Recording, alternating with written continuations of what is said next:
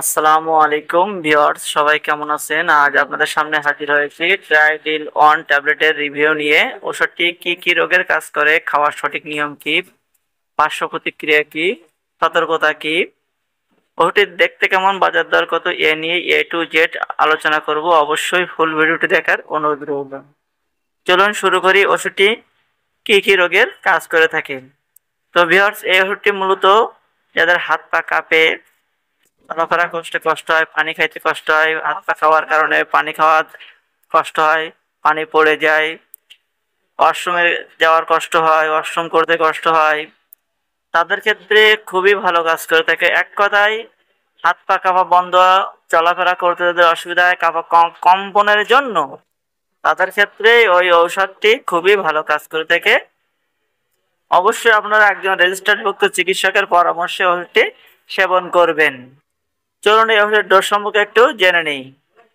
প্রাথমিক চিকিৎসা হিসেবে প্রথমে দিনে 1 মিলিগ্রাম হিসেবে প্রয়োগ করা যেতে পারে। পরবর্তীতে 3 থেকে 5 দিনের বিপরীতে 2 মিলিগ্রাম করে বাড়িয়ে দিনে সর্বমোট 6 থেকে 10 মিলিগ্রাম পর্যন্ত দেওয়া যেতে পারে। অবশ্যই একজন রেজিস্টার্ডভুক্ত চিকিৎসকের পরামর্শে ঔষধটি সেবন করবেন এবং ডোজ কমানো বা বাড়ানোর চেষ্টা করবেন। চলুন এই ওষুধের কিছু পার্শ্ব প্রতিক্রিয়া আছে জেনে নিন।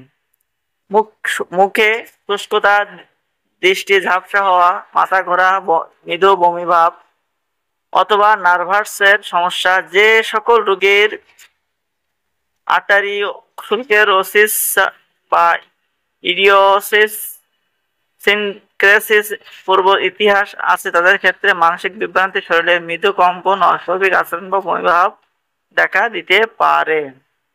এই হতে কিছু সতর্কতা আছে। সতর্কতার ভেতরে আছে যেসব রোগের হৃদস্পন্দন ঝিঁকিত অর্থাৎ লিভার কিডনি সমস্যা আছে, উচ্চ রক্তচাপ আছে, তাদের ক্ষেত্রে সাবধানতা অবলম্বন করা উচিত। যেসব রোগের গ্লুকোমা চোখের সমস্যা আছে, গ্যাস্ট্রিকের সমস্যা আছে, রেচনতন্ত্র ও অবস্ট্রাকটিভ রোগ এবং বয়স্ক পুরুষের প্রস্রাবের সমস্যা বা প্রস্রাবের ইনফেকশন বা প্রোস্টেট গ্রন্থির সমস্যা আছে, তাদের ক্ষেত্রে সাবধানতার সাথে ব্যবহার করতে হবে।